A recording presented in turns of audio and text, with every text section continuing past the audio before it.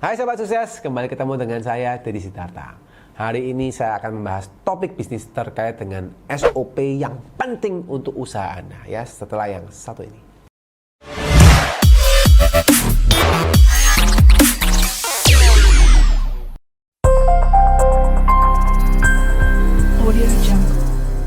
Oke teman-teman, ya hari ini saya akan membahas topik soal bisnis ya, dimana saya sering lihat bahwa pengusaha itu sekarang maunya itu kan beberapa hal. Tapi saya pengen tahu dulu nih, saya pengen tahu dari Anda sendiri.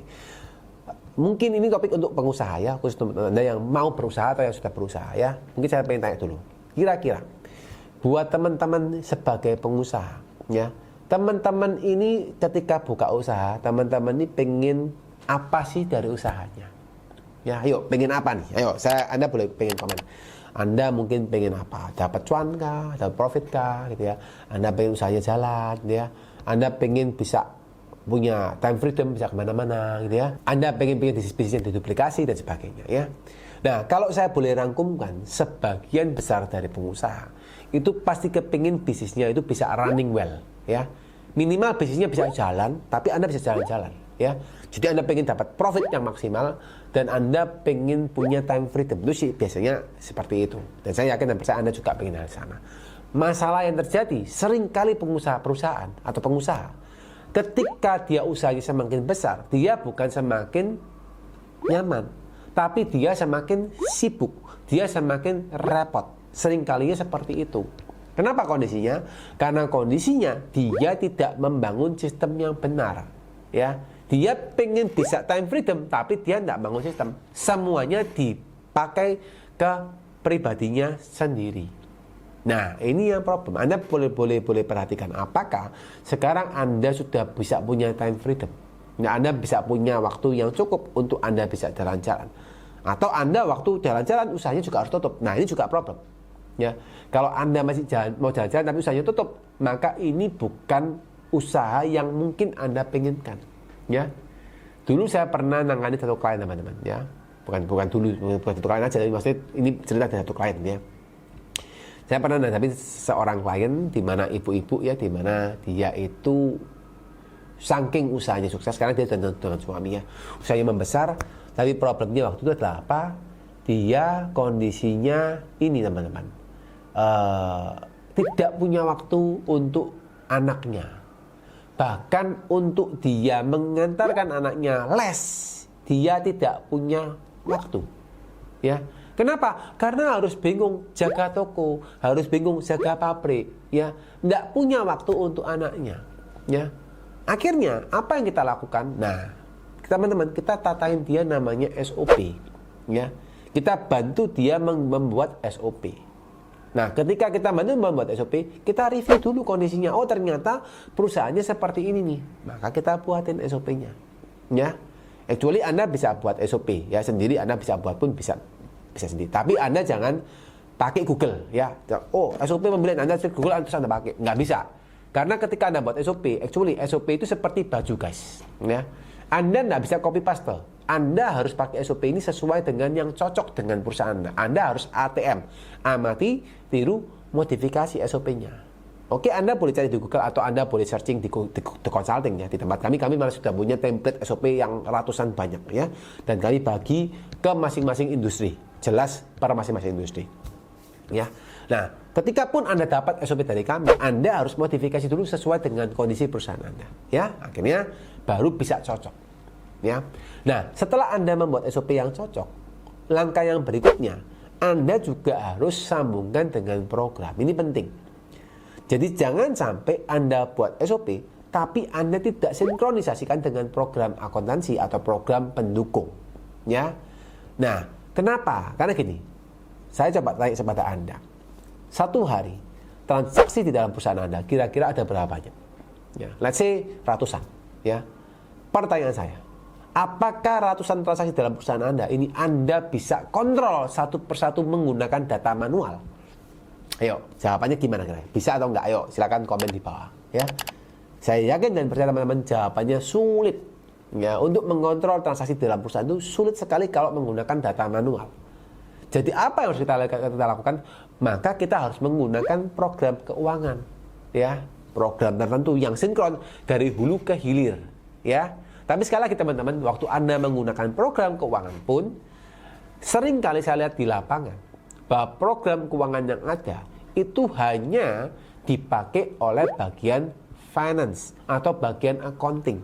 Nah, ini yang salah besar, ya. Ketika Anda membuat SOP, tujuan adanya SOP ini bukan untuk hanya mengatur kondisi tim Anda dalam berkarya atau dalam bekerja.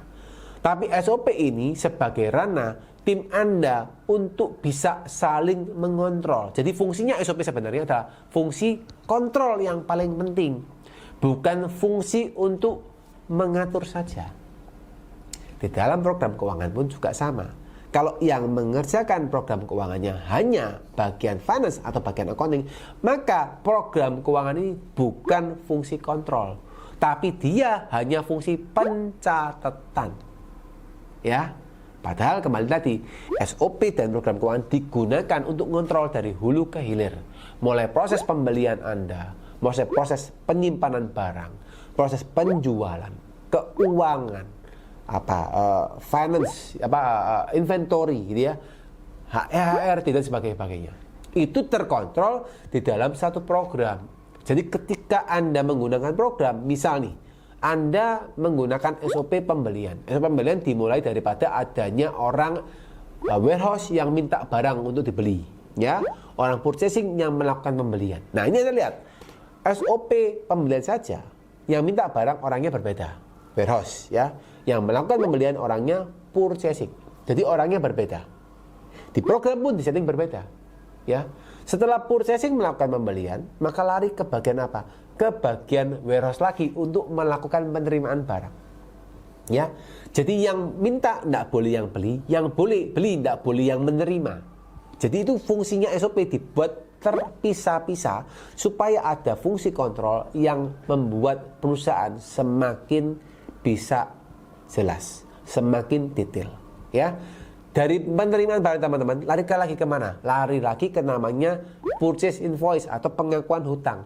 Yang melakukan siapa? Adalah orang account payable atau finance account payable. Ini orang hutang yang melakukan, bukan lagi orang warehouse, ya. Jadi sudah orang yang berbeda teman-teman, yang melakukan orang-orang yang berbeda. Nanti lagi yang bayar, ya, jadi habis account payable, ya, pengakuan hutang, yang bayar bukan lagi orang finance account payable, tapi orang finance bank dan kas. Ya, kenapa? Karena kalau yang membayar orang sama, bisa jadi kalau supplier retail pun, Pak, tolong Pak, dibayar ya Pak ya, yang cepat ya Pak ya, percepat Pak pembayaran Pak, nanti saya kirim Bapak parcel. Teman-teman, ini sangat umum terjadi, ya.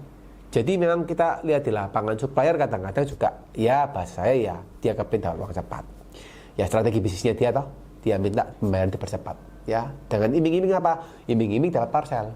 Ya, tapi secara keuangan Anda nggak bagus. Kalau misalnya utang Anda seharusnya masih ada 2 bulan, ya, let's say utangnya 1 miliar, ya, itu Anda save money teman-teman 2%. Ya, ibaratnya kalau Anda utang ke bank 12%, berarti Anda punya bunga per bulannya 1%. Berarti kalau Anda punya hutang 2 bulan, Anda dapat save money 2%. Ya, 2% dikali 1 miliar berarti berapa? 1 miliar berarti 1%-nya 10 juta. Oke?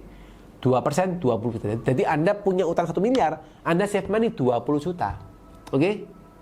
Bayangkan kalau ini dipercepat 1 bulan sama bagian finance. Ya. Lalu ternyata bagian finance-nya dapat parcel yang nilainya cuma 500.000, ya, tapi Anda rugi 10 juta. Nah, ya, teman-teman perlu perhatikan bahwa hal ini, kenapa kok bagian di SOP tadi, waktu setting, itu harus orangnya beda. Karena ada namanya fungsi kontrol. Di SOP selalu kembali kepada fungsi kontrol.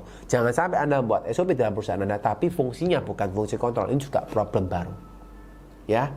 So teman-teman perhatikan benar-benar ketika kita pengen semakin besar, maka Anda harus membuat sistemasi bisnis Anda dengan baik. Goalnya apa? Anda punya tim di dalam perusahaan Anda yang bisa membantu Anda merunning perusahaan dengan baik. Dan Anda tidak perlu worries. Karena dengan adanya sistem yang baik, setiap tim bisa saling kontrol. Nah, ini yang penting. Ya. Kalau belum bisa saling kontrol, maka ada yang kurang. Dan Anda perlu benahin dulu sampai Anda siap untuk meninggalkan perusahaan Anda. Ya. Sekian teman-teman, semoga topik bisnis kali ini bisa memberikan Anda insight ya. Teman-teman silakan. Bagi teman-teman yang pengen dibahas soal topik bisnis yang lain, teman-teman boleh request ya. Karena saya nggak tahu kalau di topik bisnis saya banyak yang ngomong soal perpajakan. Jadi mungkin teman-teman happy dengan perpajakannya. Tapi saya juga pengen ngasih Anda insight soal bisnis karena saya juga sudah 13 tahun menekuni terkait dengan itu. Cuma saya sharing aja. Anda boleh request di bawah. Komen di bawah pengen dibahasin soal apa. Saya akan coba membantu Anda memberikan insight-insight yang saya tahu terkait dengan pertanyaan Anda. Ya, sekian teman-teman, semoga happy. Bagi yang happy silahkan di like dan share dan subscribe ya untuk videonya. Dan saya doakan teman-teman semoga semakin sehat, semakin sukses, semakin berbahagia ya. Bye bye.